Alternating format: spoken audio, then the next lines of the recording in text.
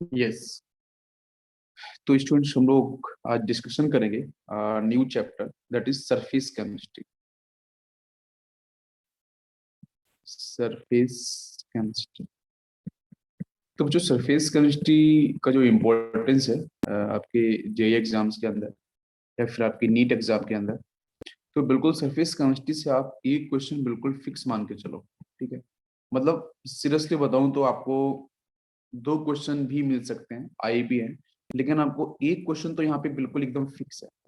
मतलब 4 मार्क्स आपको बिल्कुल फ्री के यहाँ से मिलने वाले हैं। देखो, ये ऐसे चैप्टर्स हैं जहां से हम बहुत कम अगर टाइम देते हैं, थोड़ा कम टाइम भी देते हैं बाकी चैप्टर्स कंपैरिजन में। जैसे आपका ये सरफेस केमिस्ट्री है, केमिस्ट्री नेबुलाइफ लाइफ है, बायोमोलिक्यूल्स हैं। तो इस अगर हम थोड़ा सा भी टाइम देते हैं तो यहाँ से हम मार्क्स को बिल्कुल इजीली स्कोर कर सकते हैं। ठीक है, तो इसलिए ये चैप्टर्स अपने आप में डेफिनेटली आपका इंपॉर्टेंट है और बिल्कुल आपको ध्यान से सारे के सारे कॉन्सेप्ट को ध्यान देना है। तो बच्चों सबसे पहले बात करते हैं कि what is the mean of surface chemistry. तो नाम से ही आपको समझ में आ रहा है कि यहाँ पे जो भी एक्टिविटी, जो भी केमिकल रिएक्शन होंगी, जो भी जिस भी टाइप की केमिकल रिएक्शंस होंगी, वो कहीं ना कहीं बच्चों सरफेस पे होने वाली है। ठीक है, मतलब सरफेशियल एक्टिविटी आपकी प्रॉपर होने वाली है। तो अभी सरफेशियल एक्टिविटी के अंदर होता क्या है? तो सरफेशियल एक्टिविटी के अंदर बच्चों यहाँ पे आपको देखने को मिलेगा अट्रैक्शन। ठीक है, अट्रैक्शन देखने को मिलेगा। और अट्रैक्शन की जो हम बात कर रहे हैं वो किसके साथ? भाई अट्रैक्शन किसी दो चीजों के बीच में ही होगा, ये बात तो हमें समझ में आ रही है। ठीक है, जो मॉलिक्यूल्स आपके सबस्टेंस के होंगे, ठीक है, और कोई एक सरफेस होगा आपका। भाई मान के चलो यहाँ पे एक कोई सरफेस है। अब ये सरफेस आपका यहाँ पे, मैंने बच्चों मान लिया आपका लिक्विड का सरफेस है, या फिर आपके सॉलिड का सरफेस है, या फिर गैस का सरफेस है। तो बच्चों गैस का जो सरफेस है ना, वहां पे सरफेशियल एक्टिविटी जो है ना, वो देखने को नहीं मिलती है। बट सॉलिड्स और लिक्विड में देखने को मिलती है। उसके पीछे रीजन बताऊंगा मैं, इंटरफेस का जनरेट होना। ठीक है, तो मैं देखो बेसिक सा पार्ट क्या बोल रहा हूँ कि बेटा यहाँ पे कोई भी एटम्स हैं, कोई मॉलिक्यूल्स हैं, वो मॉलिक्यूल्स यहाँ से ये पर्टिकुलर सरफेस पे आके अट्रैक्ट हो रहे हैं, इसके ऊपर शिफ्ट हो रहे हैं और रिटेन हो रहे हैं। मतलब वहां पे आने के बाद रुक रहे हैं। आप मेरी बात को समझ रहे हो? मतलब कोई भी मॉलिक्यूल्स, कोई भी एटम जो नेचर में प्रेजेंट है, किसी दूसरे एटम्स मॉलिक्यूल के सरफेस पे आके स्टिक कर रहे हो। बिल्कुल बात समझ में आ रही है? अब जब स्टिक कर रहे हैं तो कहीं ना कहीं यहाँ पे जो कॉन्सेंट्रेशन होगा, जो बाहर से मॉलिक्यूल्स एटम्स आ रहे हैं, उनका कॉन्सेंट्रेशन कहीं ना कहीं इंक्रीज हो रहा है। जब कॉन्सेंट्रेशन आपका इंक्रीज होगा उस मॉलिक्यूल के सरफेस के ऊपर, तो this process is called adsorption. This process is called adsorption. तो एक बात समझ में आनी चाहिए, what is the meaning of adsorption. Adsorption word अलग है, एब्जॉर्प्शन वर्ड अलग है।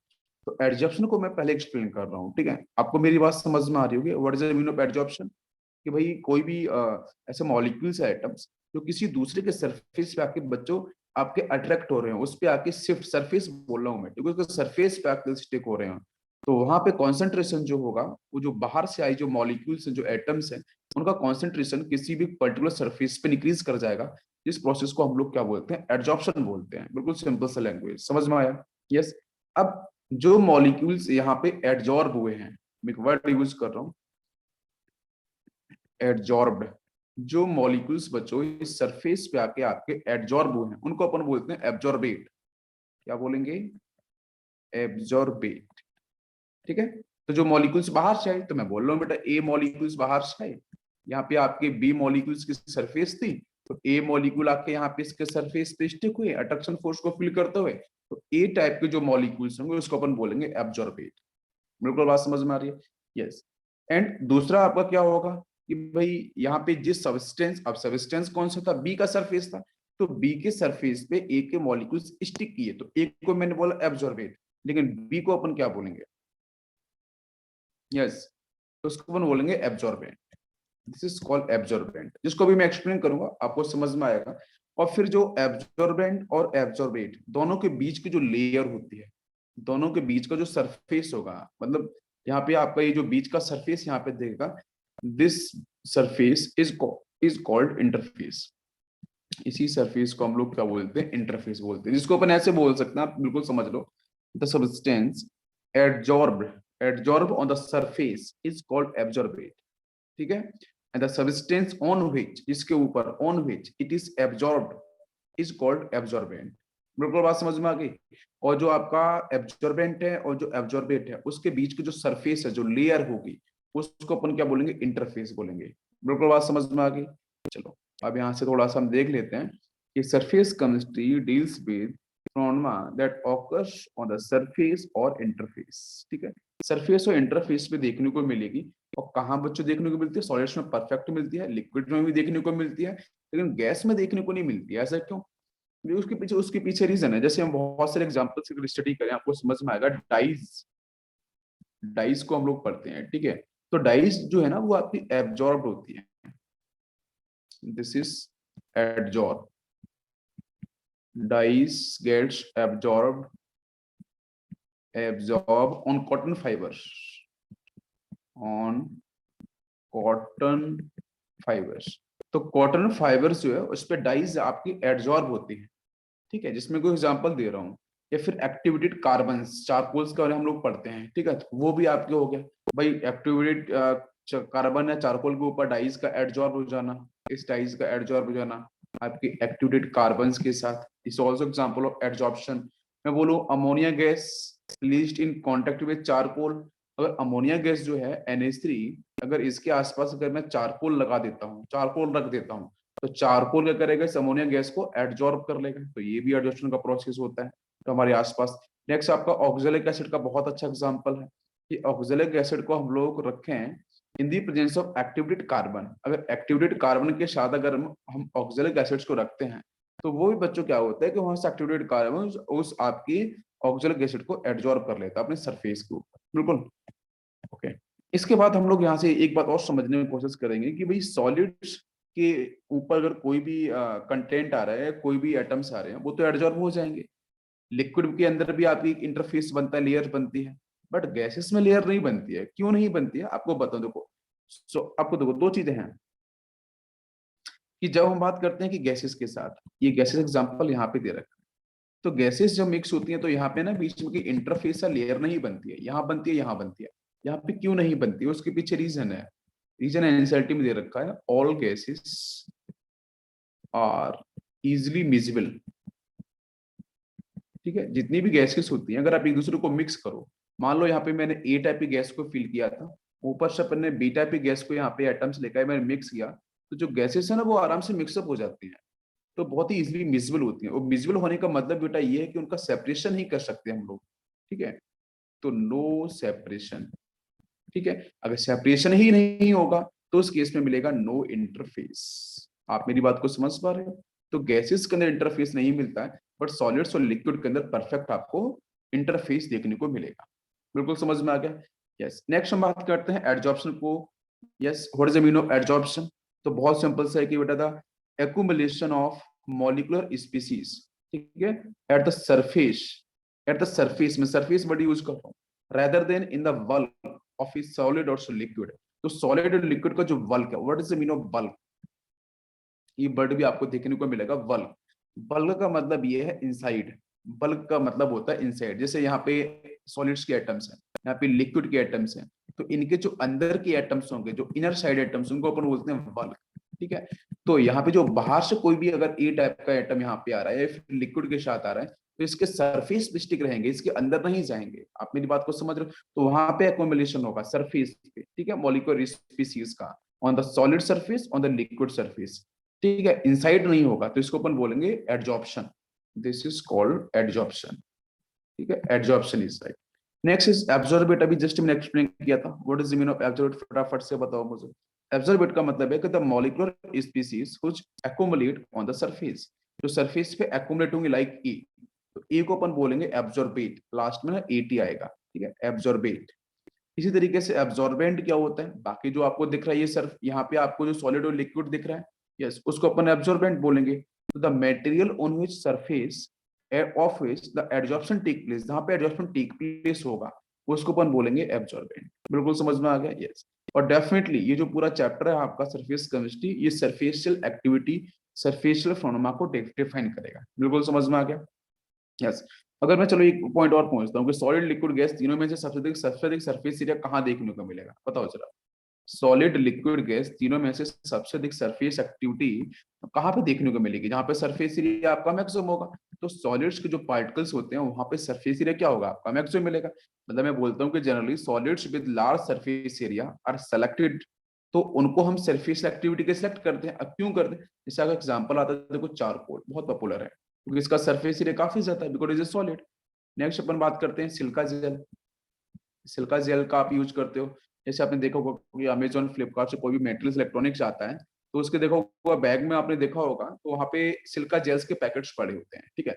या फिर आपका एल्यूमिना जेल हो गया, ठीक है। नेक्स्ट इज एल्यूमिना जेल हो गया, ये भी है। या फिर आपका क्ले, कुछ पॉपुलर आपके यहाँ पे क्ले हो गया। या फिर आपकी कोलाइड्स हो गए, कुछ स्पेसिफिक कोलाइड्स भी आते हैं इसी कैटेगरी में। या फिर आपकी कुछ मेटल्स, लेकिन वो फाइनली डिवाइडेड होने चाहिए।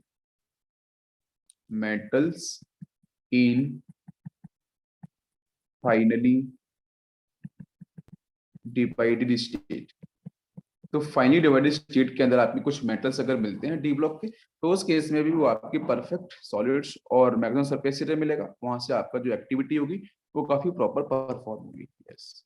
नेक्स्ट हम लोग चलते हैं नेक्स्ट पॉइंट को समझने के लिए, देखते हैं यहाँ से। तो यहाँ पे अभी आपने कुछ बेसिक एक्टिविटीज को समझा, बेसिक फोनोमा को समझा। अब यहाँ से थोड़ा समझ लेते हैं कि वल्क क्या है और सरफेस क्या है अलग से। Due to complete visibility there is no interface between the gases, है ना। इसको अपन ने पढ़ा है, ध्यान रखना पड़ेगा। The molecules that are situated at the interface are known to behave differently from those in the bulk phase. Bulk का मतलब होता है इनसाइड, जस्ट अभी एक्सप्लेन करता। बल्क का मतलब होता है इनसाइड, ये एटम्स के अंदर, ठीक है। और सरफेस का मतलब है कि उस बल्क के जस्ट ऊपर वाला, ऊपर ऊपर के बारे में हम लोग बात कर रहे हैं। तो जो मॉलिक्यूल्स बल्क में प्रेजेंट होते हैं उनका अरेंजमेंट आपका डिफरेंटली होता है, अलग तरीके से होता है जो एटम्स आपके सरफेस पे होते हैं। तो सरफेस पे जो एटम्स होंगे ऐसे में, अब कोई भी आप एग्जांपल ले लो, कोई भी मॉलिक्यूल्स ले लो, कोई मॉलिक्यूल्स ले लो सॉलिड, लिक्विड, गैस में, जो जो बल्क मतलब इनसाइड, जो इनसाइड अरेंजमेंट होगा। जैसे हम बात करते हैं पानी की, जैसे मान लो ये आपका यहाँ पे अपन लिक्विड को फिल कर दिया, ध्यान समझना आपने, अपने लिक्विड को फिल कर दिया। तो इस लिक्विड का जो अपर सरफेस है ना, जिसको हम देख पाते हैं, तो वो आपका क्या हो जाएगा? सरफेस हो जाएगा। और इसका जो अंदर वाला जो सेक्शन है, यहाँ भी तो एटम्स होंगे ना, हाइड्रोजन ऑक्सीजन के, तो ये हो जाएगा आपका बल्क। तो बल्क का मतलब इनसाइड, तो जो आपके अंदर जो अरेंजमेंट होगा, यहाँ पे जो अंदर जो अरेंजमेंट होगा उन्हीं हाइड्रोजन का एंड ऑक्सीजन का, वो डिफरेंटली होगा किससे? जो सरफेस पे आपको हाइड्रोजन ऑक्सीजन मिलेंगे। ये मैं बोलना चाह रहा हूँ। The molecules that are situated at the interface are known to behave differently from those in the bulk phase. The nearer the molecules to the surface, the greater the magnitude of force due to symmetry. ऐसे देखो, अब surface का मतलब क्या है? Upper surface, जो हम पानी को, अब पानी समझ लो, बेटर एग्जांपल समझ में आएगा। हम पानी के ऊपर लेयर पे देख रहे हैं, तो जितना हम नीचे से ऊपर की तरफ आते जाएंगे तो वहां पे एक पॉइंट होता है कि जो सिमेट्री है, वो कहीं ना कहीं आपकी जो एटम्स हैं, जो मॉलिक्यूल्स हैं, उनकी जो सिमेट्रिकल अरेंजमेंट है, वो कहीं ना कहीं क्या होता है? इंक्रीज करता है। मैं बोल रहा हूँ, the near the molecules is to surface, greater the magnitude of the force due to symmetry. तो यहाँ पे ए सिमेट्री की जो बात कर रहे हैं, ऐसा में ऐसे हो क्यों हो रहा है? जरा इसको थोड़ा समझने की कोशिश करते हैं, आप प्रधान समझो। मैं यहाँ से समझता हूँ इस एग्जाम्पल से। देखो, ये कुछ एटम्स आपको दे रखे हैं। अब इस एटम्स में बल्क को पकड़ता हूँ, ये बल्क वाला एटम ये पकड़ लिया। अब इस बल्क एटम के साथ देखो तो आपस में यहाँ पे टोटल कितने एटम्स आपको दिख रहे हैं? 6 एटम। ये 6 एटम, ये जो सेंट्रल एटम आपको दिख रहा है, इस सेंट्रल एटम के साथ बराबर फोर्स ऑफ अट्रैक्शन को शेयर कर रहे हैं। चाहे फोर्स ऑफ अट्रैक्शन हो, फोर्स ऑफ रिपल्शन, कोई सा भी फोर्स हो। मतलब मैं बेसिकली बात कर रहा हूँ कि यहाँ पे जो फोर्स हो रहा है वो इक्वली शेयर्ड हो रहा है। लेकिन जो, अब देखो, ये तो आपका बल्क को रिप्रेजेंट कर रहा है। अब ये जो ये एटम दिख रहा है ना, ये जो मोलेकुलर, ये आपका सरफेस पे है। तो सरफेस वाले एटम के साथ कितने एटम डायरेक्टली अटैच आपको दिख रहे हैं? जल्दी से बताओ। तो देखो, एक एटम ये हो गया, दूसरा, तीसरा, चौथा, तो 4 एटम, 4 एटम आपको डायरेक्टली कनेक्टेड दिख रहे हैं। तो इसके, अब यहाँ पे क्या था? बल्क के अंदर 6 एटम कनेक्टेड बीच वाले एटम्स के साथ। और इसके साथ क्या हो रहा है भाई? कोऑर्डिनेशन की बात कर लो तो यहाँ पे कितना आपको मिलेगा? 6। ऊपर कितना बचेगा? 1 2 3 4, यहाँ 4। तो कहीं ना कहीं जो बाहर वाला जो एटम है, जो सरफेस वाले एटम्स हैं, उन एटम्स के साथ जो फोर्स ऑफ अट्रैक्शन की वैल्यू आपको दिख रही है, वो कहीं ना कहीं क्या हो रही है? फोर्स ऑफ अट्रैक्शन मतलब जो मैग्नीट्यूड है, वो मैग्नीट्यूड क्या हो रहा है? फोर्स का, वो आपका इंक्रीज कर रहा है। क्यों इंक्रीज कर रहा है? बिकॉज देखो, इस एटम के आसपास सिर्फ 4 एटम्स हैं, 2 एटम्स और होते तभी सिमेट्री मिलती। तो यहाँ पे ए सिमेट्री आपको दिखती है। ए सिमेट्री कहाँ दिखती है? सरफेस पे। लेकिन वल्क इनसाइड जो होगा वहां पे आपको वहां पे क्या देखने को मिलता है, सिमेट्री मिलती है। जब सिमेट्री देखने को मिलेगी तो वहां पे फोर्स ऑफ अट्रैक्शन या फोर्स ऑफ रिपल्शन, फोर्स आपका जो मैग्नीट्यूड है वो इक्वल शेयरिंग होगा, और जो सरफेस पे होगा वहां पे आपको एसिमेट्री देखने को मिलेगी। तो कहीं ना कहीं मेरा फोर्स तो आपका बैलेंस करेगा ही ना, तो जिसकी वजह से वहां पे क्या होगा कि जो मैग्नीट्यूड फोर्स का होगा दैट विल इंक्रीज। अपन और समझते हैं थोड़ा सा बेटर। तो देखो ये अपन ने एग्जांपल लिया है वाटर मॉलिक्यूल्स का, ठीक है। ये वाटर मॉलिक्यूल्स बेटा इस तरीके से अपन ने इसको फिल कर दिया। अब इस वाटर मॉलिक्यूल्स के अंदर मैंने देखो ये जो सेक्शन पकड़ा है ये आपके वल्क का सेक्शन है, ठीक है, वल्क मतलब इनसाइड, ठीक है। और ये आपका सेक्शन कहाँ पे, सरफेस का है। तो सरफेस पे वाटर मॉलिक्यूल्स किस तरीके से अपने फोर्स ऑफ मैग्नीट्यूड को रिप्रेजेंट करेगा, और बल्क में जो वाटर मॉलिक्यूल्स होगा वो कैसे रिप्रेजेंट करेंगे। तो देखो वल्क में क्या हो रहा है कि ये सेंट्रल एटम बराबर आपको समझ में आ रहा है कि अदर 6 एटम के साथ अपने फोर्स ऑफ अट्रैक्शन को या फोर्स और जो मैग्नीट्यूड है उसको इक्वल शेयर कर रहा है। यहाँ पे आपकी क्या मिल रही है, यहाँ पे आपको जो फोर्स है वो सिमेट्री के साथ देखने को मिल रहा है। बट बाहर वाले केस में क्या होगा, जैसे मैंने इस एटम को बेटा ध्यान दिया, इस एटम को मैंने पकड़ा, अब इस एटम के साथ ना 4 एटम, 1 2 3 4 एटम्स आपको बराबर दिख रहे हैं। तो अब इसमें आपको ये बात समझ में आ रही है कि जो ये एटम होगा ना, ऊपर वाले एटम्स जो सरफेस में होंगे, ये एटम्स तो इस तरीके से यहाँ पे टेंशन को रिप्रेजेंट करेंगे, और इसका जो रिजल्टेंट देखो इसका इधर करेगा, इसका इधर आएगा, इसका इस तरफ मूव करेगा, और इन दोनों का रिजल्टेंट आपका यहाँ पे आएगा। आप मेरी बात को समझ रहे हो, मतलब क्या हो रहा है कि resultant force in the inner phase, तो जो रिजल्टेंट फोर्स ऊपर तो कहीं लगेगा नहीं भाई, ऊपर तो एयर आपको देखने को मिलेगी। मतलब आपने देखा होगा कि जो पानी है उस पानी के अपर सरफेस के ऊपर जो फोर्स लगेगा बेटा वो इनसाइड लगता है। आपने देखा होगा पानी को जब भी आप घुमाओ या पानी को किसी भी तरीके से सर्कुलेट करो, वो पानी इनसाइड फोर्स लगाता है, मतलब बल की तरफ फोर्स अपने डेवलप कर, रिजल्टेंट फोर्स जो होता है, ठीक है। और जो ऊपर के एटम्स होंगे उन एटम्स के पास आपको पता है वो एटम्स कहाँ जाना चाहते हैं, नीचे की तरफ जाना चाहते हैं, रिजल्टेंट फोर्स नीचे की तरफ है। तो उनके पास जो मतलब स्टेबिलिटी की बात करी जाए तो जो वर्क वाले मोर स्टेबल होते हैं, और जो ऊपर वाले वो आपके लेस स्टेबल, जब लेस स्टेबल तो उनके पास एनर्जी क्या होगी, ज्यादा होगी, तो high energy of boundary molecules. तो हमेशा जो सरफेस पे एटम्स मॉलिक्यूल्स होते हैं उनके पास एनर्जी अधिक होती है, स्टेबिलिटी काफी कम होती है। लेकिन जो बल्क में होते हैं इक्वल शेयरिंग आपके मैग्नीट्यूड जो फोर्स रहता है, जिसकी वजह से वहां पे एनर्जी कम होती है, स्टेबिलिटी अधिक होती है। ये बात आपको समझ में आ गई होगी कि किस तरीके से यहाँ पे आपका जो फोर्स है वो वर्क कर रहा है। नेक्स्ट बात करते हैं यहाँ से मॉलिक्यूल्स को लेके। तो मॉलिक्यूल्स में फर्स्ट आपका सरफेस, नेक्स्ट आपका बल्क।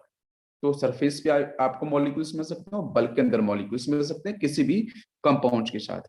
तो यहाँ पे सरफेस के साथ क्या, experience unbalanced attractive force resulting in a net inward pull. Inward pull अभी जस्ट एक्सप्लेन किया मैंने, बिल्कुल अंदर तरफ शिफ्ट होगा, जैसे एक एटम यहाँ था, बाकी दो एटम्स आपको इसी को टच करते हुए कुछ इस तरीके से प्रेजेंट है। तो ये तो आपके सरफेस पे इस तरीके से टेंशन को डेवलप कर रहे हैं, इसका अंदर होगा, इसका यूं होगा, तो इसका रिजल्टेंट आपका यहाँ पे डेवलप होगा, जो आपको टोटली तो इनसाइड ही हो गया ना। This produce the surface tension, इसकी वजह से क्या होगा, यहाँ पे सरफेस टेंशन आपका जनरेट होगा। बिल्कुल बात समझ में आ गई। बल्क में क्या होगा, यहाँ पे बैलेंस्ड फोर्स होते हैं ऑल द डायरेक्शन, तो वहाँ पे देखने को मिलता है स्टेट ऑफ इक्विलिब्रियम। तो बल्क में हमेशा इक्विलिब्रियम देखने को मिलता है, और यहाँ पे सरफेस टेंशन आपका क्रिएट होगा, भाई ओवरऑल फोर्स तो बैलेंस ही होगा ना। यस, तो surface tension express the force with which the surface molecules attract each other, ठीक है। वो आप एटम्स हो तो आपस में, जैसे मैं आपको एग्जांपल और समझाता हूँ। जैसे मान के चलो अपन ने एक रिंग को यहाँ पे रखा है, सेकेंड रिंग आपका यहाँ पे है, अपन ने यहाँ पे ना रोप लगा दिया, रस्सी लगा दिया इस तरीके से, एक रोप लगा दिया। अब उस रोप को अपन ने बेटा फोर्स एफ फोर्स अपन ने इसको पुल किया, जब पुल किया तो यहाँ पे क्या हो रहा है, टेंशन क्रिएट होगा ना। अरे भाई ये जो ऊपर के दोनों पुली के ऊपर जो रखा हुआ है, ये जो रोप रखा हुआ है, इसमें क्या होगा, टेंशन क्रिएट होगा। बिल्कुल बात समझ में आ रही है, मतलब हिंदी में बोलो तो खिंचाव क्रिएट होगा ना, बेसिक पार्ट यही है। अब यहाँ पे समझो ये एटम्स आपके ऊपर है, देखो ये एटम्स क्या थे, जो लिक्विड था पानी था उसके सरफेस पे थे। अब इसमें से अपने सरफेस के एटम्स को पकड़ा तो आपको पता है कि वहां भी नेट जो रिजल्टेंट फोर्स है वो अंदर लगने वाला है। जब यहाँ पे आपका इनसाइड फोर्स आपका डेवलप होने वाला है, जो सरफेस के एटम्स थे, तो रिजल्टेंट आपको पता चलेगा कि जो ऊपर की जो लेयर होगी ना उसमें खिंचाव क्रिएट होगा, मतलब उसमें टेंशन क्रिएट होगा। आप जैसे यहाँ पे पढ़ते हैं ना अपन फिजिक्स के अंदर, ये काफी थ्योरीज पढ़ते हैं यहाँ पे, स्प्रिंग और वो सब टेंशन वगैरह को लेके। तो जो अपर लेयर होगी वाटर मॉलिक्यूल्स की, वहां पे कहीं ना कहीं एक नया फोर्स जो होगा वो टेंशन आपका यहाँ पे क्रिएट होने वाला है। वही बोल रहे हैं कि surface tension express the force with which the force surface molecules attract each other. तो रिजल्टेंट फोर्स आपको नीचे क्रिएट होगा, जिसकी वजह से सरफेस टेंशन आपके आपके जो सरफेस के मॉलिक्यूल्स होंगे दैट विल क्रिएट।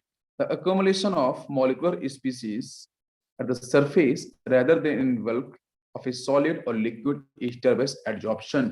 तो adsorption आपको समझ में आ गया होगा. What is the meaning of adsorption? बड़ा सरफेस पे क्रिएट होना. ठीक है, हम यहाँ पे एब्जॉर्प्शन की बात कर रहे हैं. तो एब्जॉर्प्शन में क्या हो रहा है? मॉलिक्यूल्स या किसी भी स्पीसीज का एकोमुलेशन, इकट्ठा होना सरफेस पे, बल्क के अंदर नहीं. बल्क मतलब ये वाला सेक्शन है, दिस इज कॉल्ड बल्क. यहाँ पे नहीं, सिर्फ अपर सरफेस पे आपको देखने को मिलेगा. ठीक है, इसको बोलते हैं एब्जॉर्प्शन प्रोसेस. तो जो बाहर से मॉलिक्यूल्स आके स्टिक किए हैं, अट्रैक्ट हुए हैं, दिस इज कॉल्ड एब्जॉर्बेट. और बाकी जो बल्क आपको कर रहा है, इज कॉल्ड एब्जॉर्प्शन. मतलब जिसके सरफेस पे, इस मॉलिक्यूल के सरफेस पे एक्टिविटी परफॉर्म हो गई. क्लियर है ना? तो समझ में आया. नेक्स्ट अपन देख सकते हैं बेटा एब्जॉर्प्शन को और बेटर ढंग से एग्जांपल से, कि solid particles particularly in finally divided state. जैसे आपके जितने भी फाइनली डिवाइडेड स्टेट हो गए, तो वहां पे क्या होगा? उनका सरफेस एरिया इंक्रीज. अब सरफेस एरिया ज्यादा होगा तो वहां पे एब्जॉर्प्शन भी ज्यादा होगा. तो बहुत अच्छे खासे क्या होते हैं, वो एब्जॉर्बेंट्स होते हैं. जैसे सिलिका जेल है, चारकोल है, क्ले कोलाइड्स, मैंने एग्जांपल अभी दिए थे आपको. ठीक है, आपने देखा कि एक जैसे देखो यहाँ पे ये आपको ये दे रखा है. ठीक है, दिस एग्जांपल ऑफ चारकोल. ठीक है, ये चारकोल का एग्जांपल है ना. दूसरा आपका देखो सिलिका जेल. जब भी आप अमेजोन या फ्लिपकार्ट से कभी भी आप परचेज करते हो कुछ इलेक्ट्रॉनिक गैजेट्स, तो वहां पे देखोगे आपने उस बॉक्स में ना ये सिलिका जेल्स पड़ी होती है इस तरीके से. तो बहुत सारे लोग सोचते हैं ये है क्या, कुछ खाने की चीजें. नहीं, ऐसा नहीं है. दिस इज एक्चुअली ये एब्जॉर्बेंट्स. ये क्या करेगी, चीजों को एब्जॉर्ब करती है. सपोज मान लो यहाँ पे मॉइस्चर आ गया, आप इलेक्ट्रॉनिक कोई भी सामान है, मॉइस्चर आ गया, कुछ अदर गैसेस आ गई, तो उनको ना ये फटाफट से एब्जॉर्ब कर लेगा. और जो आपका इलेक्ट्रॉनिक अप्लायंस होगा उसके साथ कोई डिस्टरबेंस क्रिएट नहीं होगा. तो इसलिए इसको अपन यूज करते हैं. ये भी आपके सर्फेशियल एक्टिविटी के लिए रिस्पॉन्सिबल है. नेक्स्ट अपन बात करते हैं, what is the cause of absorption. Absorption का कॉज क्या है? Why do liquids form A spherical drops. बहुत बड़ा क्वेश्चन है ना, कि जो लिक्विड्स है वो आपके स्फेरिकल ड्रॉप्स को क्यों जनरेट करते हैं, और जो एब्जॉर्प्शन प्रोसेस है उसका बेसिक कॉज क्या है. ठीक है, तो इस कॉज को हम लोग ना थोड़ा समझने की कोशिश करते हैं नेक्स्ट पॉइंट्स के अंदर. यस, तो बच्चों एक पॉइंट शायद से हम लोग और देखने की कोशिश करेंगे, जिसमें हम लोग बात करेंगे पॉजिटिव एंड नेगेटिव एब्जॉर्प्शन के बारे में. पॉजिटिव और नेगेटिव एब्जॉर्प्शन क्या है? वैसे बिल्कुल सिंपल सा है, आपको मैं बता रहा हूँ थ्योरी, आप ध्यान से सुनना. पॉजिटिव एब्जॉर्प्शन में क्या है, इसे बच्चों मान के चलो एक सॉल्यूशन है ये. ठीक है, अब इस सॉल्यूशन के अंदर क्या क्या प्रेजेंट होगा, तो आपको पता है यहाँ पे सॉल्यूट प्रेजेंट होगा, और सॉल्यूट के साथ आपका यहाँ पे सॉल्वेंट प्रेजेंट होगा. ठीक है, इसी तरीके से एक बीकर में और ले रहा हूँ. ठीक है, इसमें भी आपका सॉल्यूशन प्रेजेंट है. तो सॉल्यूशन प्रेजेंट है तो आपका सॉल्यूट और आपका सॉल्वेंट. सॉल्वेंट तो बच्चों फिक्स है, वो एक ही होगा, बट सॉल्यूट एक से अधिक हो सकते हैं. वो नंबर ऑफ मोल्स पे डिपेंड करते हैं, जिसको हम लोगों ने पढ़ रखा है पहले भी. ठीक है, मोल कॉन्सेप्ट के अंदर. तो पॉजिटिव एब्जॉर्प्शन का मतलब क्या है? पॉजिटिव एब्जॉर्प्शन के अंदर भाई जो सॉल्यूशन है, उस सॉल्यूशंस में से मैं एक्सप्लेन कर रहा हूँ. In case of absorption by solids from the solution, तो जो सॉल्यूशन है उस सॉल्यूशन से अगर सॉलिड का एब्जॉर्प्शन हो जाता है. ठीक है, और ये आपको पता होना चाहिए कि यहाँ पे जो सॉलिड वाले पार्ट हम लोग बोलने वाले हैं वो बेसिकली क्या होगा. जो सॉलिड मैंने बोला है कि सॉलिड का जो एब्जॉर्प्शन होगा वो बेसिकली आपका यहाँ से सॉल्यूट ही होगा. वो सॉल्वेंट के बारे में नहीं बात हम लोग कर रहे हैं. ठीक है, पहले हम बता रहे हैं बेटा पॉजिटिव एब्जॉर्प्शन के बारे में, देन नेगेटिव के बारे में एक्सप्लेन करूंगा.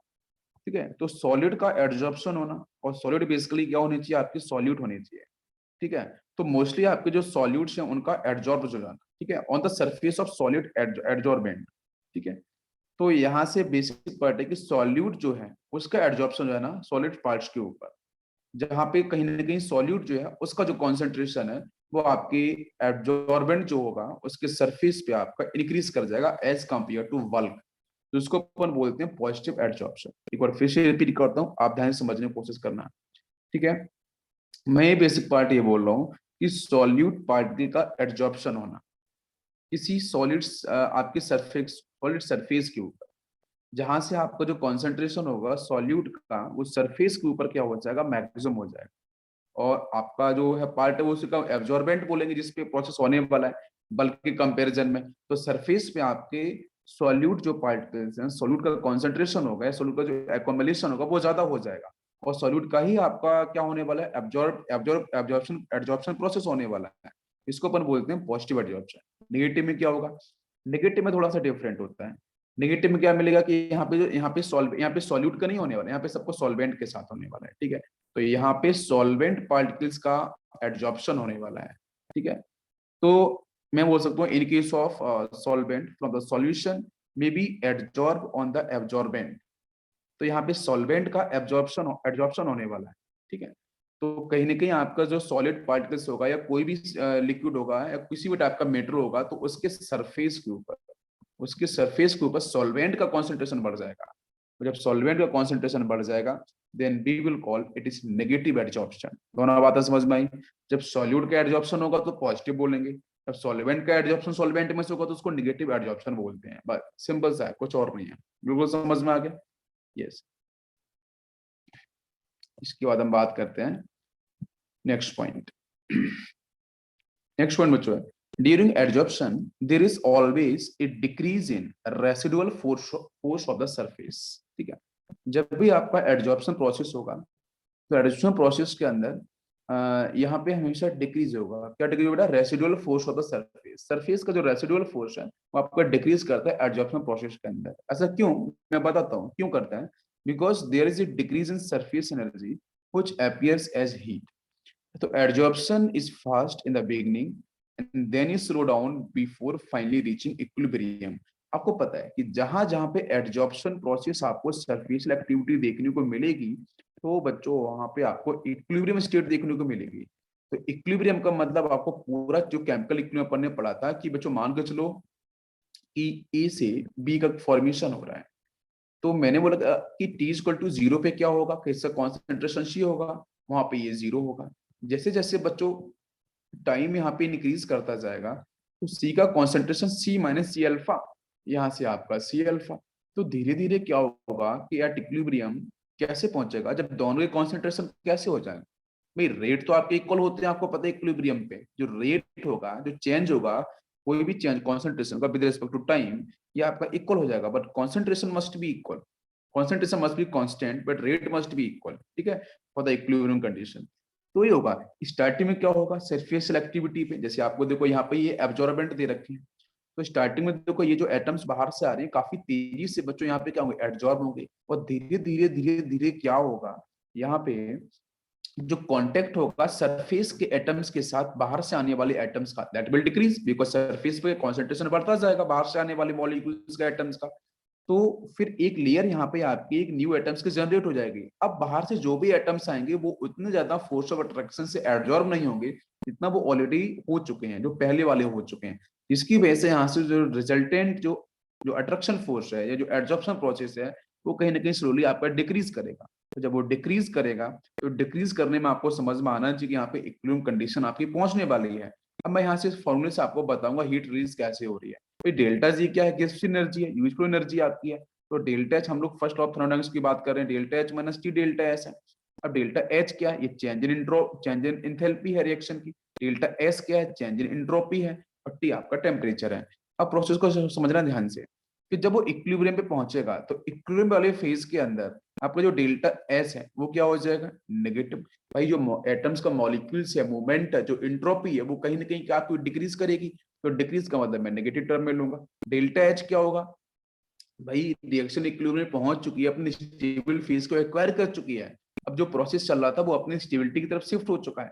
स्टेबिलिटी की तरफ जब भी आपका कोई भी रिएक्टेंट प्रोडक्ट में शिफ्ट होता है, तो वहां पे डेल्टा जो एंथैल्पी होती है वो एक्सोथर्मिक की होती है। ये भी आपको सही ढंग से पता है। इसलिए डेल्टा एच भी क्या होगा, नेगेटिव होगा। डेल्टा एस नेगेटिव क्यों होगा, बिकॉज जो मूवमेंट है, जो रैंडमनेस है एटम्स मॉलिक्यूल्स का, जो बाहर से आ रहे थे, उन्हें कहीं ना कहीं डिक्रीज होगा एट इक्विलिब्रियम, ठीक है। बिकॉज वो उसी रेट से अट्रैक्ट नहीं होंगे जितनी जितनी रेट से वो पहले वाली आपके एटम्स अट्रैक्ट हुए थे इस सरफेस के ऊपर। बिल्कुल बात समझ में आ गई? यस। तो यहाँ से आपको पता चलेगा कि जो रिजल्टेंट हमारा वो क्या आएगा, डेल्टा एच क्या हो चुका है आपका, नेगेटिव। ये देखो नेगेटिव एक्सोथर्मिक, यहाँ से फिर माइनस। अब टी इंटू डेल्टा एस की बात करें, तो यहाँ से डेल्टा एस, तो आपको पता है कि डेल्टा एस की वैल्यू क्या आ रही है, नेगेटिव आ रही है। तो वो माइनस, यहाँ से ये माइनस, तो माइनस माइनस प्लस, तो रिजल्टेंट आपको ये माइनस, अब देखो प्लस माइनस माइनस हो गया।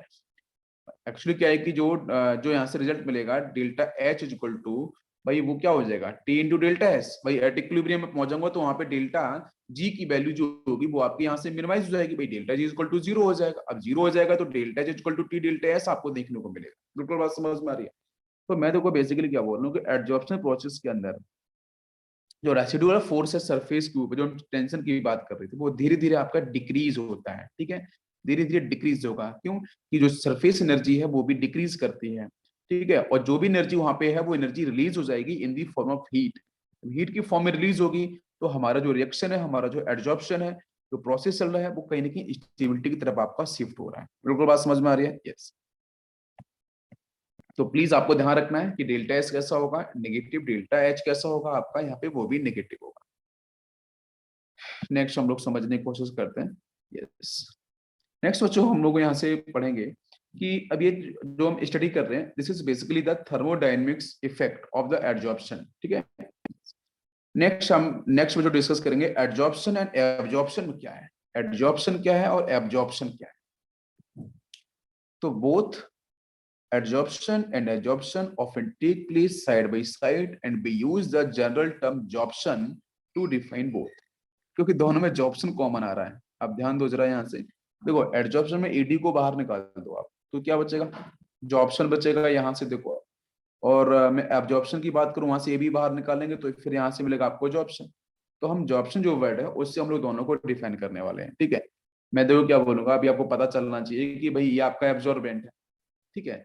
तो एब्जॉर्बेंट के सरफेस के ऊपर आपको पता है कि absorption is always surface activity, और ये आपकी होगी बल्क एक्टिविटी, ठीक है। बल्क मतलब इनसाइड, ठीक है। तो एब्जॉर्प्शन में आपको पता है कि इनसाइड जो एटम्स बाहर से आ रहे हैं वो आपके इनसाइड शिफ्ट होते हैं, अंदर जाके आपके शिफ्ट होंगे, इंटरनल रिएक्शन को परफॉर्म करेंगे, बल्क में जाके रिएक्शन को परफॉर्म करेंगे। बल्क का मतलब अंदर है, ठीक है, मॉलिक्यूल्स के अंदर। और एब्जॉर्प्शन में क्या होगा, वो आपके सरफेस पे ही सब कुछ देखने को मिलेगा, सरफेस के अंदर आपके नहीं जाएंगे। तो ये आपका बेसिक है, बाकी मैं इसके डिफरेंस को समझ लेता हूँ, इसके डिफरेंस क्या है दोनों के, देखते हैं एक बार। देखो एड्जॉर्प्शन में it is rapid in the start, start में तो एड्जॉर्प्शन काफी फास्ट होता है एंड धीरे धीरे स्लो डाउन होगा, इक्विलिब्रियम तक पहुंच जाएगा। एब्जॉर्प्शन में क्या होगा, it occurs eight uniform rate, ये बराबर रेट से आपका चलता रहेगा, इसमें कोई इक्विलिब्रियम नहीं, कोई स्लो नहीं, कोई फास्ट नहीं, बराबर रेट से चलेगा।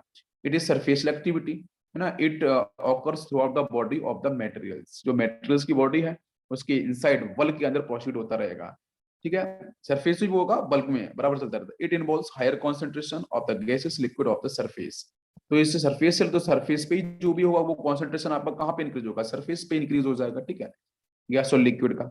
नेक्स्ट बात करो, it involves uniform distribution of the molecular species through out the world, मतलब इसका कहना यह है कि आपका जो सरफेस होगा और जो वल्क होगा इनसाइड, उन दोनों जगह आपका जो बराबर, जो यूनिफॉर्मली आपका डिस्ट्रीब्यूशन जो बाहर से आने वाली एटम्स मॉलिक्यूल्स का होगा, ठीक है, किसी भी पर्टिकुलर मॉलिक्यूल्स के साथ, ठीक है। ये हो गया आपका यहाँ से बेसिक डिफरेंस। इसके बाद बच्चों बात करते हैं डिजॉर्प्शन क्या है। तो डिजॉर्प्शन का मतलब है द प्रोसेस ऑफ रिमूविंग, जैसे एडजॉर्प्शन में क्या था, चीजों को एक्सेप्ट होना सरफेस पे, डिजॉर्प्शन बाहर निकल जाना। The process of removing of adsorb substance, ठीक है, from the surface on which it is absorb, जहां पे एब्जॉर्ब हुए थे ना वहां से बाहर चले जाना, देखो यहाँ से रिमूव हो रहे हैं। भाई इक्विलिब्रियम पे तो आपको पता है, इक्विलिब्रियम पे क्या होता है कि रेट ऑफ, इक्विलिब्रियम का बेसिक मतलब क्या है कि rate of adsorption is equal to rate of desorption.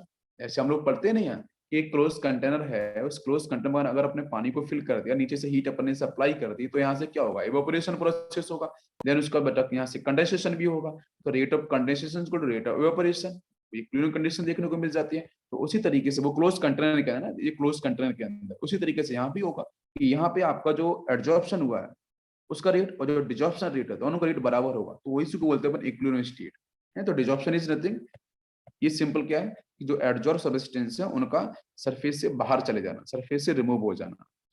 Next बात करते हैं adsorption of basically two types, first है फिजिकल एडजॉर्प्शन जिसको बोलते हैं फिजियो एडजॉर्प्शन, और सेकंड आपका केमिकल एडजॉर्प्शन। तो दो टाइप के हैं, फिजिकल एंड केमिकल। यस। अब देखो फिजिकल एडजॉर्प्शन की बात करते हैं, what is the mean of physical adsorption.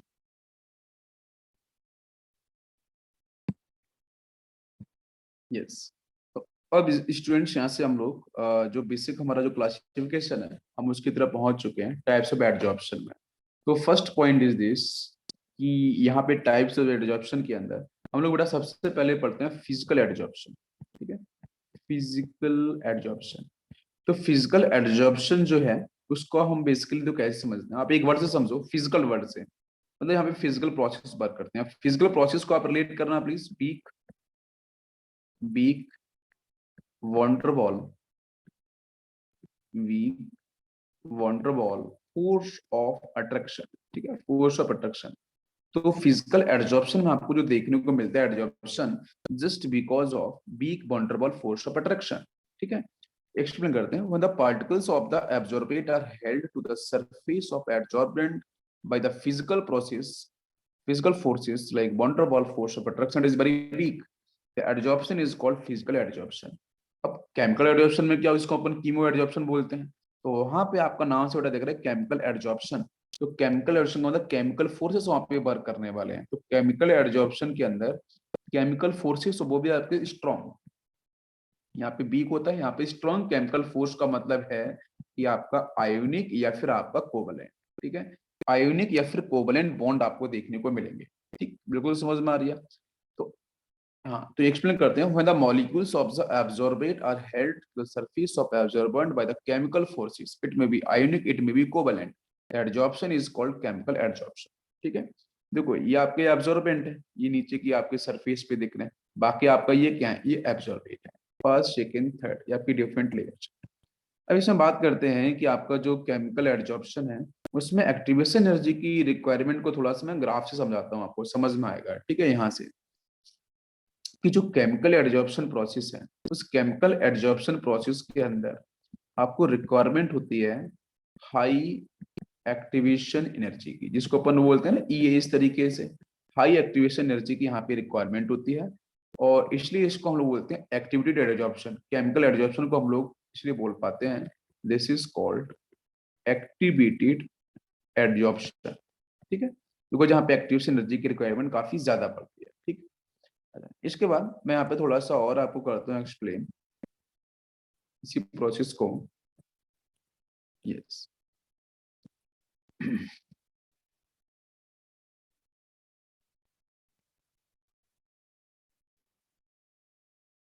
Yes. तो बच्चों डिफरेंस एक बार हम लोग देख लेते हैं ना, फिर उसका ग्राफ को हम लोग ऑब्जर्व करेंगे, ग्राफ से क्वेश्चंस आते हैं। तो फिजिकल में क्या था, forces between the absorbent molecules and the absorbent are weak van der Waal force of attraction. यहाँ पे आपको जो फोर्सेस देखने को मिलेंगे वो होंगे आपके स्ट्रॉन्ग केमिकल फोर्स। यहाँ पे जो लीड जो आपकी होती है low heat of adsorption, the order order आपको ध्यान रखना है, मेमोराइज करना है आपको कि फिजिकल के अंदर जो आपकी हीट ऑफ एडजॉर्प्शन जो आती है उसकी जो रेंज होती है वो होती है 20 टू 40 किलो जूल पर मोल। बट यहाँ पे केमिकल के अंदर हाई हीट होगी, तो हाई हीट ऑफ एडजॉर्प्शन मतलब ये ऑर्डर मिलता है 200 से 400 किलो जूल पर मोल, काफी ज्यादा वैल्यू है, इंपॉर्टेंट है। Usually occurs physical usually occurs eight low temperature, ठीक है, and decrease with increasing temperature. जैसे टेम्परेचर बढ़ाते जाएंगे तो फिजिकल एडजस्टमेंट क्या होगा आपका, डिक्रीज करता जाएगा। बट ये क्या होगा, it occurs at high temperature because forces काफी ज्यादा है, हीट ऑफ एडजॉर्प्शन की बात कर रहे हैं, तो कहीं ना कहीं यहाँ पे हाई टेम्परेचर पे ही प्रोसीड होगा। It is reversible but it is irreversible. कोई केमिकल रिएक्शन हो जाएगी ना, कुछ बन जाएगा प्रोडक्ट, फर्दर तो वो कन्वर्ट होगा नहीं, बट फिजिकल में आपका रिवर्सिबिलिटी देखने को मिलेगी। The extent of adsorption depend upon the ease of liquefaction of gas. ठीक है, तो इसको हम ना ग्राफ से समझने की कोशिश करेंगे कि यहाँ पे फिजिकल एडजॉर्प्शन के अंदर जो एक्सटेंट ऑफ एडजॉर्प्शन होता है, ठीक है, कि कितना पार्ट आपका एडजॉर्ब हुआ है, कितना परसेंटेज आपका कोई भी मॉलिक्यूल्स एडजॉर्ब हुआ है किसी सरफेस के ऊपर, वो डिपेंड करता है कि आपकी जो लिक्विफिकेशन ऑफ गैस के ऊपर। ये क्या होती है मैं बताऊंगा, ठीक है, ये पार्ट नेक्स्ट है। There is a no correlation between extent of adsorption and ease of liquefaction of gas. तो केमिकल में ऐसा कोई भी आपको रिलेशन देखने को नहीं मिलेगा। क्लियर? यस। अब यहाँ पे इससे कुछ करेक्टरिस्टिक्स हैं, उस पर भी थोड़ा सा हम लोग देखने की कोशिश करते हैं।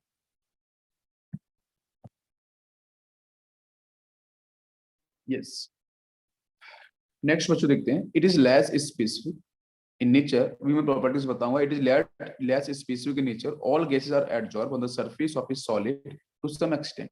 बट केमिकल में क्या होगा, it is highly specific in nature and occurs only when there is a bond formation between absorbent and absorbent molecules।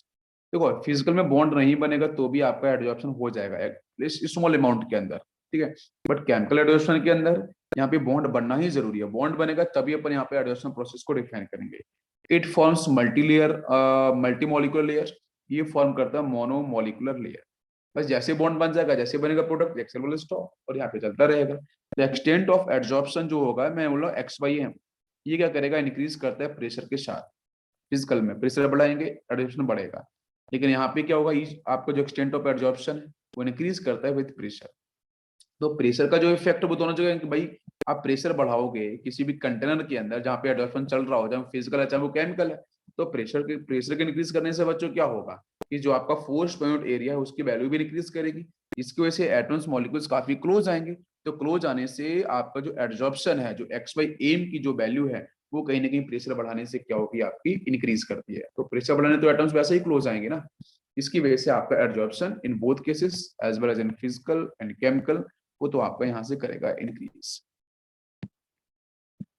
Yes, next point को बच्चों हम लोग यहाँ पे करते हैं डिस्कस।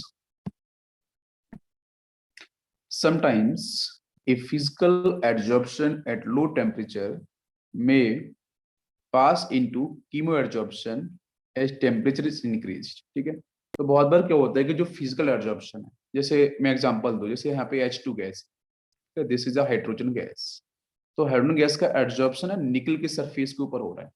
तो अगर मैं यहाँ पे बात करूँ कि समटाइम्स से physical adsorption at low temperature we pass into chemo adsorption at high at temperature increase. ठीक है, तो टेम्परेचर को अपन इंक्रीज कर देंगे तो उस केस में आपका यहाँ पे जो केमिकल एडजॉर्प्शन था, भाई लो टेम्परेचर पे तो फिजिकल एडजॉर्प्शन होगा, पर टेम्परेचर बढ़ाने से फिजिकल एडजॉर्प्शन केमिकल एडजॉर्प्शन में कन्वर्ट हो जाता है। ठीक है, इस बात को मैं बोल रहा हूँ। तो फर्स्ट सिंपली एडजॉर्प्शन होगा, टेम्परेचर हम नॉर्मल टेम्परेचर होगा, रूम टेम्परेचर होगा, लो टेम्परेचर होगा, तो जो मॉलिक्यूल्स होंगे टेम्परेचर बढ़ाते जाएंगे तो मॉलिक्यूल्स क्या होंगे, एटम्स में कन्वर्ट होंगे, भाई H2 गैस कन्वर्ट होगी 2 एटम के अंदर। अब जो हाइड्रोजन एटम्स होंगे वो तो आपको पता है यहाँ पे नेसेंट हाइड्रोजन क्रिएट हो जाएंगे, भाई 1 हाइड्रोजन इलेक्ट्रॉन्स प्रेजेंट होगा, इनकी एनर्जी इंक्रीज कर जाएगी, तो यहाँ से ना बॉन्डिंग फॉर्मेशन करेंगे, तो जो हाइड्रोजन एटम्स होंगे get come chemo adsorption on the surface. तो आपके जो फिजिकल एडजॉर्प्शन है वो लो टेम्परेचर को सपोर्ट करता है, कीमो एडजॉर्प्शन जो होगा वो आपके हाई टेम्परेचर को सपोर्ट करता है, और धीरे धीरे आपको वही जो फिजिकल एडजॉर्प्शन है वो कीमो एडजॉर्प्शन में कन्वर्ट हो जाता है। नेक्स्ट हम फिजिकल एडजॉर्प्शन और केमिकल एडजॉर्प्शन को थोड़ा समझते हैं, थोड़ा और डिफरेंट तरीके से। नेक्स्ट बच्चों, lack of spasticity. Physical adsorption में कोई डायरेक्शन प्रॉपर नहीं होता है, यहाँ पे स्पेसिफिक कोई स्पेसिफिक नहीं है, नॉन स्पेसिफिक है, बिकॉज यहाँ पे वंडरबॉल फोर्स ऑफ अट्रैक्शन आपके होते हैं यूनिवर्सल, वही काम करते हैं। Week वंडरबॉल force. केमिकल में क्या होता है, ये स्पेसिफिटी काफी ज्यादा, बिकॉज यहाँ पे केमिकल बॉन्डिंग देखने को मिलती है बिटवीन एब्जॉर्बेंट एंड एब्जॉर्बेंट। जैसे यहाँ बोल रहा हूँ कि O2 gas is absorb by oxide formation. ठीक है, जो ऑक्सीजन गैस होगी वो आपकी एब्जॉर्ब हो जाएगी, ऑक्साइड का फॉर्मेशन करेगी, और आपको पता है कि किसी भी जब कोई रिएक्शन परफॉर्म करती है ऑक्सीजन के साथ तो जल्दी ऑक्साइड का फॉर्मेशन करता है। अगर H2 गैस एब्जॉर्ब होगा तो क्या बनेगा, हाइड्राइड का फॉर्मेशन करेगा। O2 से क्या बनेगा, ऑक्साइड। H2 से क्या बनेगा, हाइड्राइड। कहाँ पे, कीमो एडजॉर्प्शन में। बट यहाँ पे क्या होगा, आपके नेचर ऑफ एब्जॉर्बेट की बात करी जाए तो इजिली लिक्विफिकेबल गैसेस, इसका मतलब होता है जिसका हाई क्रिटिकल टेम्परेचर होता है। ऐसी गैसेस जिनका क्रिटिकल टेम्परेचर हाई होता है वो इजिली लिक्विफाइड हो जाती हैं। तो जो इजिली लिक्विफाइबल जो गैसेस होती हैं तो बेटा इजिली आपकी एडजॉर्ब हो जाती हैं। ठीक है, और क्यों, क्योंकि यहाँ पे आपके स्ट्रॉन्ग बॉन्डेबल फोर्स ऑफ अट्रैक्शन क्या होता है, प्रॉपर डिफाइन हो पाता है। तो जौन जौन सी गैसेस आपको क्वेश्चन में दे सकता है कि भाई जिसका क्रिटिकल टेम्परेचर के बेस होता है लिक्विफिकेशन, तो जहाँ पे क्रिटिकल टेम्परेचर ज्यादा उसका लिक्विफिकेशन बिल्कुल इजिली होता है। ठीक है, इस बात को आपको ध्यान रखना है। नेक्स्ट पॉइंट करते हैं। फिजिकल के अंदर ये रिवर्सिबल नेचर का होता है, जैसे सॉलिड प्लस गैस अपन ने मिक्स कर दिया तो यहाँ से क्या फॉर्मेशन होगा, यहाँ से बन जाएगा आपका गैस प्लस सॉलिड। बिल्कुल आसान है, कुछ भी डिफिकल्ट नहीं है। ठीक है, गैस प्लस सॉलिड का फॉर्मेशन, हीट आपकी यहाँ से रिलीज हो जाएगी। ठीक, और फिर उसके बाद क्या होगा, ये तो आपको जो रिएक्शन दिख रही है तो आपकी क्या होगी, आपकी यहाँ पे बिल्कुल सिर्फ फॉरवर्ड डायरेक्शन में जाएगी। क्यों, हीट यहाँ से रिलीज हो रही है, मतलब ये काफी स्टेबिलिटी की तरफ आपकी शिफ्ट हो रही है ना। तो एक्सोथर्मिक ऑलवेज स्टेबल, और उसमें प्रोडक्ट की स्टेबिलिटी काफी ज्यादा होती है, तो फिर से बैकवर्ड में शिफ्ट होगा। तो adsorption is exothermic preferred eight low temperature, तो हमें हीट देने की जरूरत पड़ेगी नहीं, यहाँ से हीट तो एक्स्ट्रा निकल ही रही है, तो लो टेम्परेचर पे ही आपकी एक्सोथर्मिक रिएक्शंस प्रोसीड होती है। हम लोगों ने इसी प्रिंसिपल में पढ़ा है। यहाँ पे रिवर्सिबिलिटी देखने को मिलती है, बिकॉज यहाँ पे क्या होता है, यहाँ पे कंपाउंड का फॉर्मेशन, जैसे ऑक्साइड है, हाइड्राइड है, इनका फॉर्मेशन हो जाता है, जिसकी वजह से रिवर्सिबिलिटी नहीं मिलती है। Next, chemo adsorption need a good amount of activation energy. ठीक है, तो reaction is slow eight low temperature, low temperature होगा तो रिएक्शन काफी स्लो होती है। अच्छा, यहाँ पे आते हैं, तो सरफेस एरिया की बात करी जाए एब्जॉर्बेंट की, तो यहाँ पे finally divided and porous substance होने चाहिए, इसकी वजह से एडजॉर्प्शन क्या हो, काफी आपका मैक्सिमाइज हो, काफी हाई स्पीड से हो एडजॉर्प्शन फिजिकल के अंदर। नेक्स्ट है फिजिकल में लो एंथैल्पी ऑफ एडजॉर्प्शन, जिसकी रेंज अपन ने भी डिस्कस करी थी according to NCERT database 20 to 40। ठीक है, और इसकी 200 से होती है समथिंग 400। ठीक है, इस बात को बिल्कुल आपको ध्यान रखना है। नेक्स्ट पॉइंट को अपन देखते हैं, ध्यान देते हैं बच्चों। यस, फिजिकल में लो टेम्परेचर इज फेवरेबल, ठीक है, it decrease with increase of temperature. जैसे टेम्परेचर बढ़ाते जाओगे फिजिकल एडजस्टमेंट डिक्रीज करता है, बट यहाँ पे केमिकल में क्या होगा, टेम्परेचर बढ़ाएंगे, हाई टेम्परेचर हाई प्रेशर पे, ये फेवर्ड करता है कीमो एडजॉर्प्शन को। सरफेस एरिया की बात की जाए तो chemo adsorption increase with increase in surface area. तो सरफेस एरिया जहां भी ज्यादा होगा, चाहे फिजिकल चाहे केमिकल, आपका रेट तो इंक्रीज करेगा adsorption. No appreciable activity energy needed, यहाँ पे जरूरत नहीं पड़ती है फिजिकल में। और यहाँ पे बेटा आपको जो एक्टिव्स जो आपकी एंथैल्पी है वो 80 to 40 kilojoule per mole of chemical bond formation, it result into multimolecular layer. और यहाँ पे आपको मिलता है high temperature is favourable with increase in temperature. तो केमिकल में टेम्परेचर की आपकी रिक्वायरमेंट ज्यादा पड़ती है, यहाँ पे थोड़ा कम रहता है। हाई एक्टिवेशन एनर्जी की जरूरत पड़ती है केमिकल में, ठीक है। ओनली इंटरमोलिकुलर आपकी सॉरी यूनिमोलिकुलर लेयर्स देखने को मिलेगी, और यहाँ पे आपको मिलेगी मल्टी मोलिकुलर लेयर्स देखने को मिलेगी on adsorbent surface under high pressure, ठीक है। हाई प्रेशर दोनों के लिए इंपॉर्टेंट है। हाई प्रेशर लेके आओगे तो जो आपका रेट है एडजॉर्प्शन प्रोसेस, चाहे केमिकल हो चाहे आपका फिजिकल हो, दोनों कहीं ना कहीं आपका इंक्रीज करता है, ठीक है। तो इसका बच्चों हम बात करेंगे नेक्स्ट, एडजॉर्प्शन आइसोथर्म। तो मैथमेटिकली हम लोग यहाँ पे कुछ पॉइंट डिस्कस करने वाले हैं।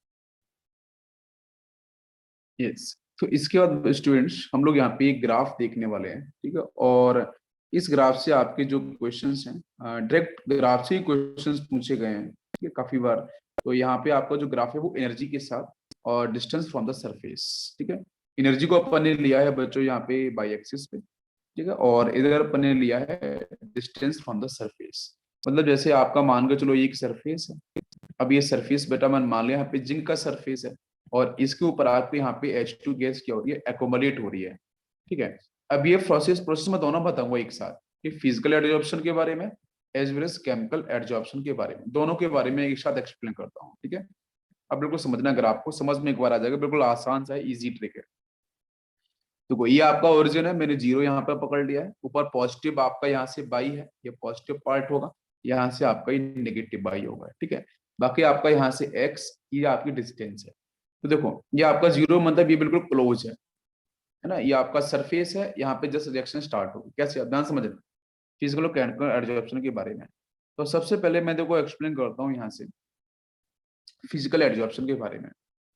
तो फिजिकल एडजॉर्प्शन के अंदर आपको पता है कि यहाँ से एक्टिव से एनर्जी स्टार्टिंग को जरूरत पड़ती नहीं, ये जीरो से स्टार्ट होगा, ठीक है, लेस एनर्जी पे स्टार्ट होता है, लेस टेम्परेचर पे।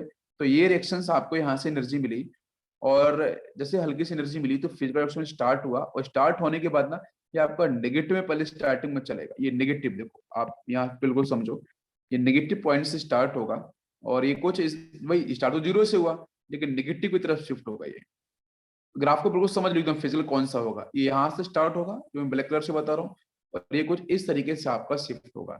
और नाउ क्वेश्चन इज दिस कि यहाँ से ये जो वैल्यू आ रही है, ठीक है, this value is called delta H physical adsorption. तो फिजिकल एडजॉर्प्शन के केस के अंदर डेल्टा एच डिफाइन कर रहे हैं, तो ये जो डिफरेंस आपको दिख रहा है, ये डिफरेंस का है, फिजिकल एडजॉर्प्शन को रिप्रेजेंट करेगा।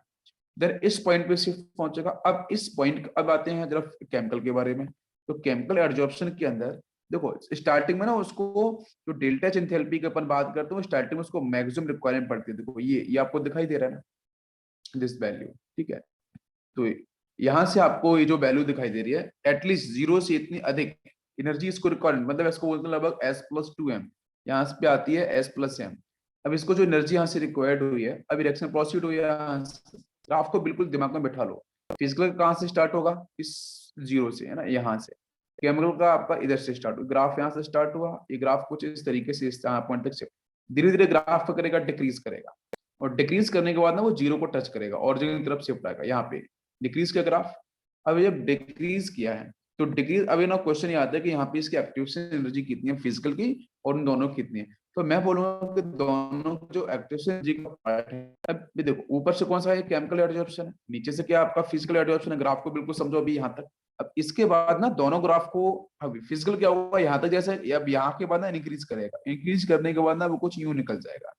This is a part of physical adsorption. Chemical में क्या होगा, ये ग्राफ आपका इधर से आएगा, जो रेड कलर से बना रहा हूं यहाँ से आएगा, देन आपका ये डिक्रीज करेगा, और डिक्रीज करने के बाद नेगेटिव में जाएगा फिर से पॉजिटिव की तरफ आपका शिफ्ट हो जाएगा। ठीक है, ये ग्राफ कुछ यूं हो जाएगा और यहाँ पे आपकी डेल्टा एच जो केमिकल एडॉप्शन होगा वो ये वैल्यू आपकी डेल्टा एच आपकी केमिकल एडजॉर्प्शन यहाँ से डिफाइन की जाएगी। बिल्कुल बात समझ में आ रही है? ओके, अब ये तो केमिकल एडॉप्शन समझ में आ गया, कैसे आपको बनाना है, दो बिल्कुल समझ लो आप ध्यान से। केमिकल में क्या होगा, आप यहाँ से पकड़ो, यहाँ से स्टार्ट करो, इसको यूं लेके आओ, देन आपका यहाँ पे शिफ्ट कर दो। This is chemical adsorption. What is physical adsorption? ये आपका यहाँ से स्टार्ट होगा नीचे से, देन यूं इस तरीके से शिफ्ट करेगा और आप इस तरीके से निकाल सकते हो।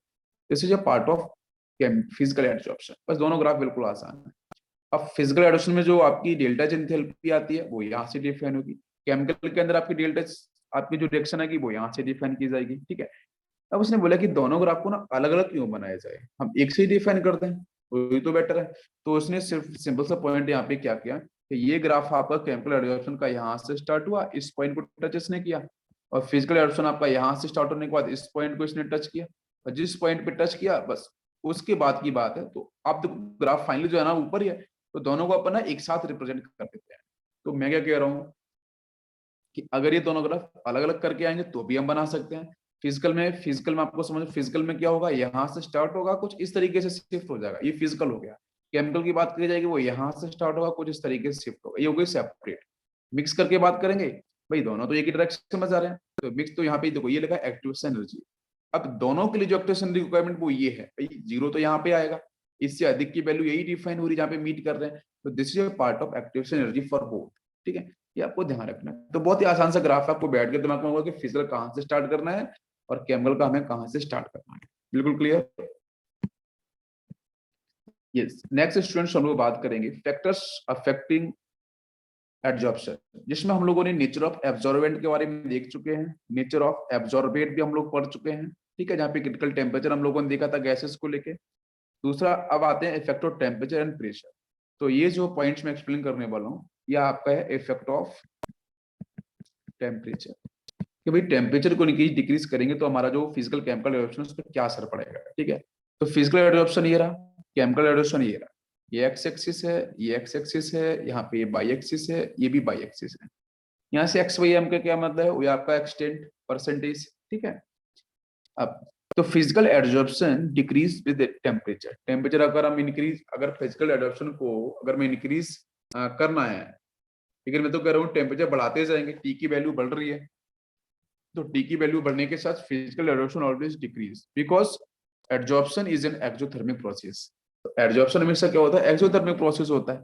लेकिन फिजिकल एडॉप्शन में आपको ये प्रॉपर्टी डिफाइन होकर यहाँ पे टेम्परेचर बढ़ाओगे तो reaction moves in forward direction. इसकी वजह से यहाँ पे क्या होगा कि physical adoption always decrease with increasing temperature, हमेशा ध्यान रखना है। ठीक है, और एडजॉर्प्शन कैसा होता है, exothermic process. Next, physical adsorption shows regular decrease with temperature, but chemical adsorption firstly increase then decrease with temperature. This is because it requires activation energy. That is why chemical adsorption also called activated adsorption. तो इसका graph क्या होगा, यहाँ से start हुआ then finally आपका decrease होता चला जाएगा, और इससे ग्राफ में एक्चुअली यहाँ तक इंक्रीज करेगा, this is the value of activation energy, और फिर से आपका डिक्रीज कर जाएगा। तो ये केमिकल एडजॉर्प्शन का है विद टेम्परेचर, ये आपका क्या है, फिजिकल एडजॉर्प्शन। कोई भी ग्राफ आते हैं आपको बिल्कुल स्ट्रेट फॉरवर्ड इन ग्राफ को टिक करना है। नेक्स्ट हम बात करते हैं इसमें जो हम लोगों ने मिक्सअप ग्राफ पढ़ी थी अभी। ठीक है, तो पहले हम बात कर लेते हैं एनर्जी वाले। तो एनर्जी पैरामीटर्स तो हम लोग अभी देख ही चुके हैं, इसमें कोई डाउट ही नहीं होगा। ठीक है, फिजिकल एडजॉर्प्शन वाला आपका ये रहा, this is a part of physical adsorption, और ये जो आपको दिख रहा है ये आपके केमिकल एडजॉर्प्शन का पार्ट है। ग्राफ दोनों ही क्लियर है, किसके लिए कौन सा एक्टिवेशन एनर्जी है, डेल्टा एच क्या है। अब यहाँ से नेक्स्ट सेकंड ग्राफ है डेंसिटी ऑफ एडजॉर्प्शन और टेम्परेचर के साथ, कि भाई टेम्परेचर अगर मैं इधर इंक्रीज करता हूँ एक्स एक्सिस पे, यहाँ पे डेंसिटी है ऑफ एडजॉर्प्शन की, एब्जॉर्बेट की, तो फिर आपका ग्राफ कैसे आएगा। तो फिजिकल एडजॉर्प्शन ग्राफ कुछ यूं आता है इस तरीके से, आपने बिल्कुल ध्यान रखो ये टच नहीं करेगा एक्स एक्सिस को, है ना। और केमिकल में ग्राफ कुछ यूं आएगा, ये भी टच नहीं करता है। ठीक है, बस ये आपको ध्यान रखना है और कुछ नहीं। इन दोनों के बीच का जो डिफरेंस है ना, उसको अपन इस तरीके से रिप्रेजेंट करते हैं, दोनों के बीच का जो रिलेशन है ना, कॉमन रिलेशन हो, आप इस तरीके से यहाँ से स्टार्ट करो और यूं इस तरीके से रिलेट। भाई मैं फाइनली अगर ग्राफ बोलूँ दोनों का मिक्सअप ग्राफ तो कैसे बनेगा, ये यहाँ से स्टार्ट हो कुछ इस तरीके से, डब्लू बना दो आप, ये आपका केमिकल हो जाएगा, ये आपका फिजिकल हो जाएगा। बाकी दोनों ग्राफ आपके जाते एक डायरेक्शन के अंदर रहे इस तरीके से। ठीक है, तो जिस पॉइंट पे ये दोनों आपके टच करेंगे, तो मान लो बच्चों इसको इस पॉइंट पे टच किए, तो this is called T maximum, इसको अपन बोलते हैं टेम्परेचर। यहाँ पे क्या होगा, मैक्सिमम टेम्परेचर आपका डिफाइन होगा। ठीक है, तो फर्स्ट सेशन आपका यही फिनिश होता है। सेकेंड सेशन के बारे में बच्चों हम लोग डिस्कस करते हैं। Thank you, thanks for watching.